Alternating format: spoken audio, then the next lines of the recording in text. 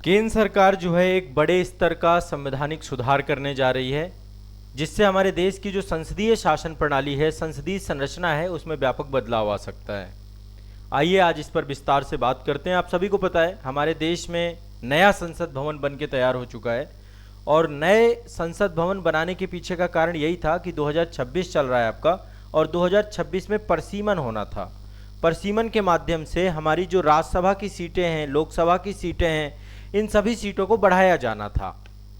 तो अभी एक संविधान संशोधन बिल आया है, केंद्र सरकार लेकर आई है, और ये 131वां संविधान संशोधन विधेयक 2026 है। इसको पेश किया गया है, जिसमें कुछ प्रमुख प्रस्ताव हैं। अभी ये पारित नहीं हुआ है। सबसे पहले सदन में सरकार के द्वारा, जो मौजूदा केंद्र सरकार है उसके द्वारा प्रस्ताव पेश किया जाएगा। तो प्रस्ताव प्रस्तुत किया गया है, अब इसमें चर्चा होनी प्रारंभ होगी, है ना। अब जो सदन में सत्र चल रहा है, इसमें इस पे चर्चा होनी शुरू हो जाएगी। तो दरअसल अभी देखिए, जो हमारी संसदीय संरचना है, दरअसल हमारा जो पूरा का पूरा लोकसभा का स्ट्रक्चर है, लोकसभा का स्ट्रक्चर क्या है आपका, एक बार ध्यान से समझिएगा। यदि आप देखें तो ओवरऑल 552 सीटें थीं, 552 सीटें थीं, ठीक है। इसमें से 2 सीटें एंग्लो इंडियन कम्युनिटी की हुआ करती थीं। 552 सीटें सारी नहीं भरी होती, इनमें से केवल 543 सीटें ही हैं आपकी, बाकी खाली पड़ी हुई हैं। 2 एंग्लो इंडियन कम्युनिटी की थी, वो मैंडेटरी, वो भी खत्म कर दिया गया है ना। तो अभी इन सीटों की संख्या को बढ़ाया जा रहा है, और ये सीटों की संख्या थोड़ा बहुत नहीं बढ़ रही है, बहुत बड़े स्तर पे बढ़ाया जा रहा है। 543 सीटों को बढ़ाकर, जो मौजूदा अभी प्रपोजल आपका आया हुआ है, इसके तहत इन सीटों की संख्या 850 होने वाली है, 850 होने वाली है। तो आप लोग जो है हेडिंग डाल लीजिएगा, मतलब ओवरऑल 131वां संविधान संशोधन विधेयक, जिसके तहत सरकार लोकसभा सदस्यों की संख्या बढ़ाने वाली है।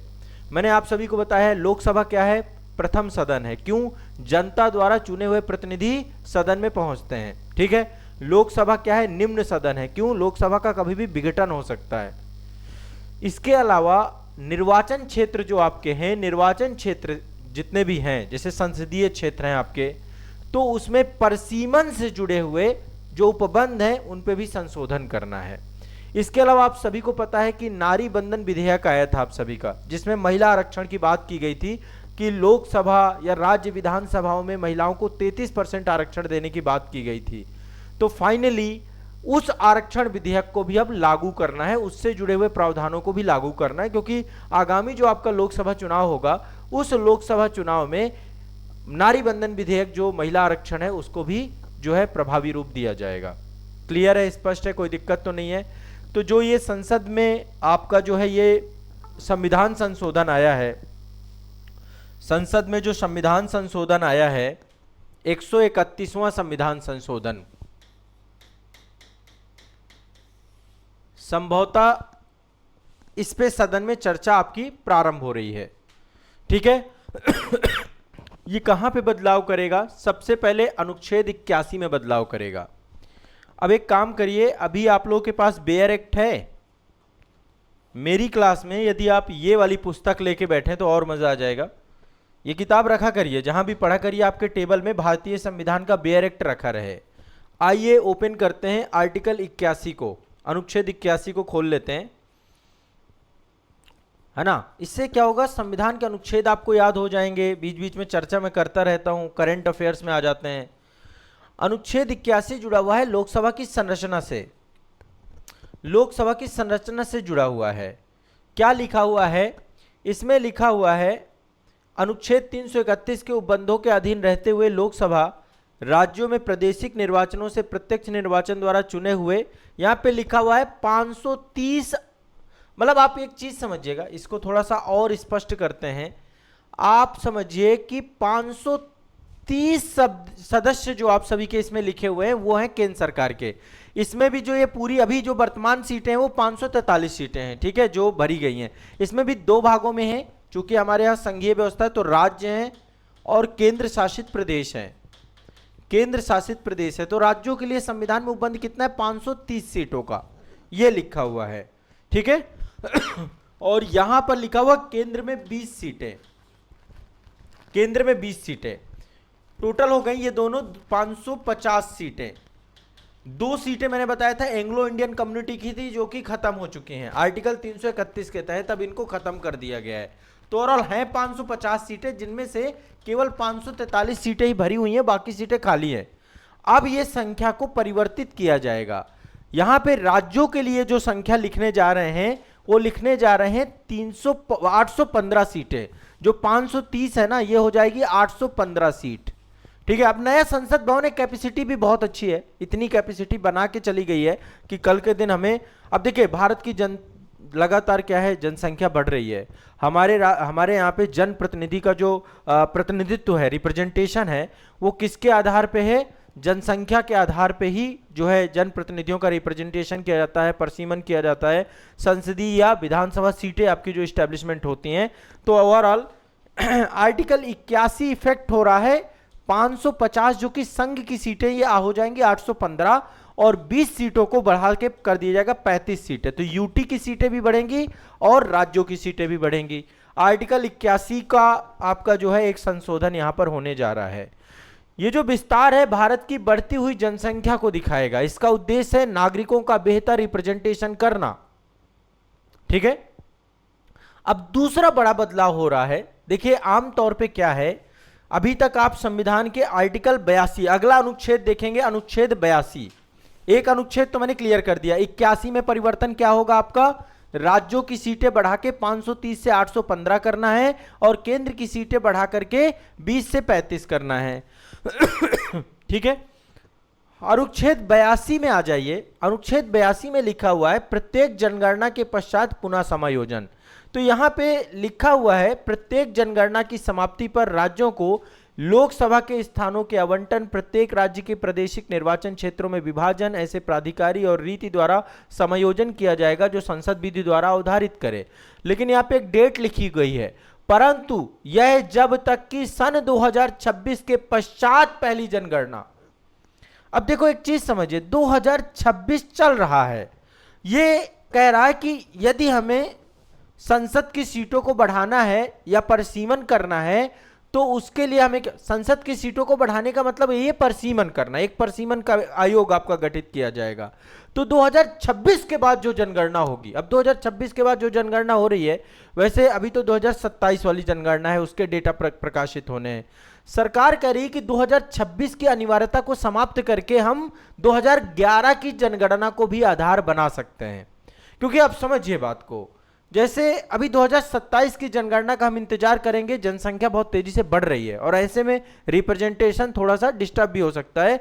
तो ऐसे में हम क्या करें कि 2026 के बाद पहली जनगणना में परिसीमन की अनिवार्यता को समाप्त कर देते हैं। इसके बजाय प्रथम परिसीमन मॉडल जो हमारा था, जिससे 2011 की जनगणना के आंकड़ों के आधार पे, यानी संसद द्वारा निर्धारित किसी भी जनगणना में जो संसद कह दे कि भैया 2011 की जनगणना के अनुसार परिसीमन होगा, तो उस हिसाब से परिसीमन हो जाए।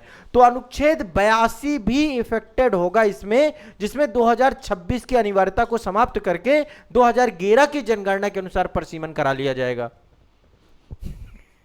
आप में से बहुत सारे लोग कह रहे हैं सर इतना गति से बोल गए, कुछ समझ ही नहीं आया क्या हुआ। कुछ नहीं है, बहुत आसान है।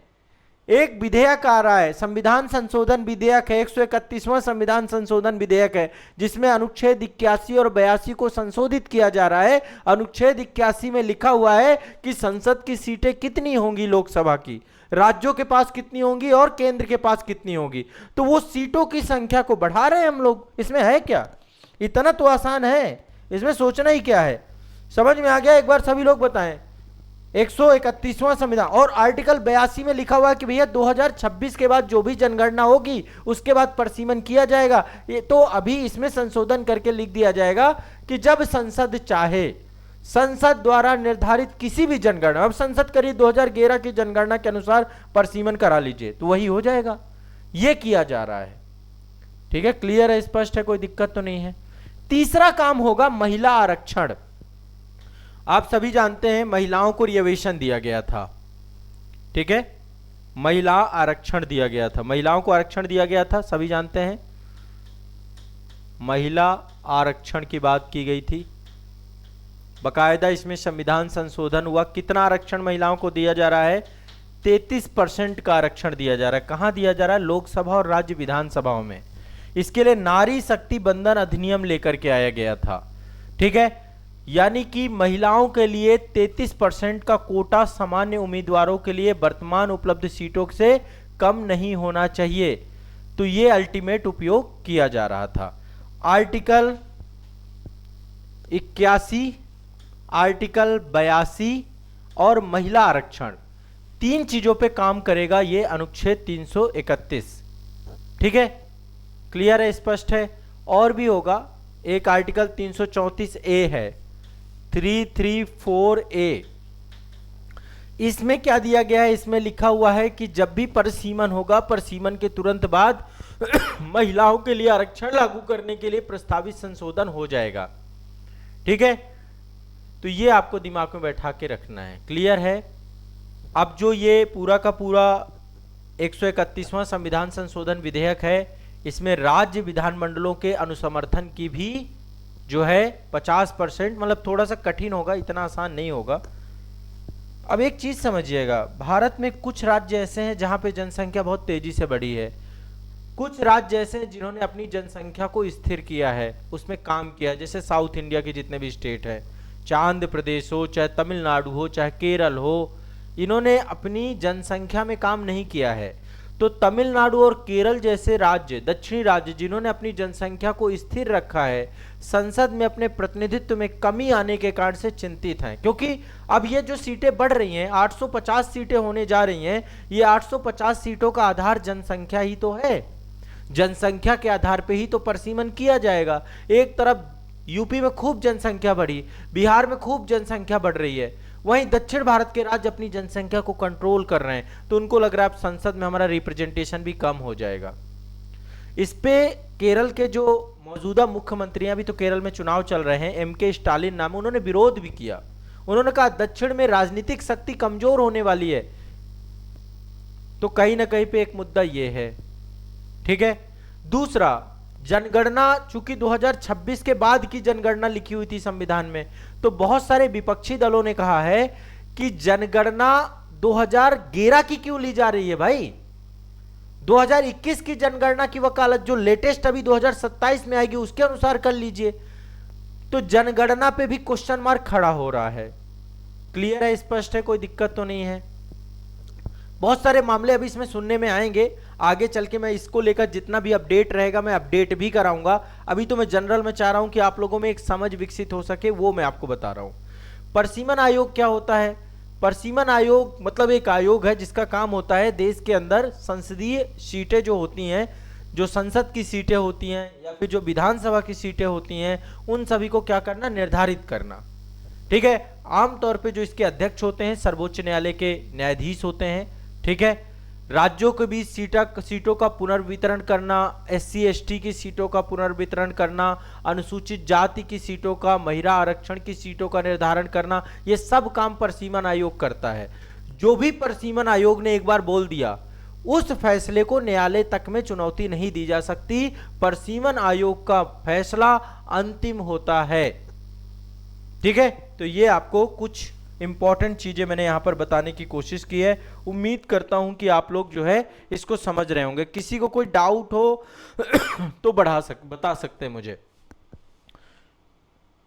किसी बच्चे को कोई डाउट है? कमेंट हैंड रेज करिए या कमेंट डालिए, यहां पर कमेंट डालिए कोई डाउट हो। कुछ नहीं है, 131वां संविधान संशोधन विधेयक आ गया है, जिसमें आर्टिकल 81, 82, 334A ये सब प्रभावित हो रहे हैं। ठीक है, 81 के तहत जनसंख्या, अब लोकसभा की सीटें 543 से 550 से बढ़ा करके अब इनको कहां करने जा रहे हैं? 850 करने जा रहे हैं। 850 सीटें, जिसमें 815 सीटें राज्यों की, 35 सीटें केंद्र शासित प्रदेश की। ये तो आर्टिकल 81 में चेंज है। आर्टिकल 82 में परिसीमन 2026 के बाद वाली जनसंख्या जनगणना में होना था, अब उसकी पाबंदी को हटा दिया जाएगा। 2026 से पहले की जनगणना के आंकड़ों के आधार पर भी परिसीमन हो सकता है। जो संसद चाहे तो संसद 2011 की जनगणना ले लेगी। ठीक है, क्लियर है?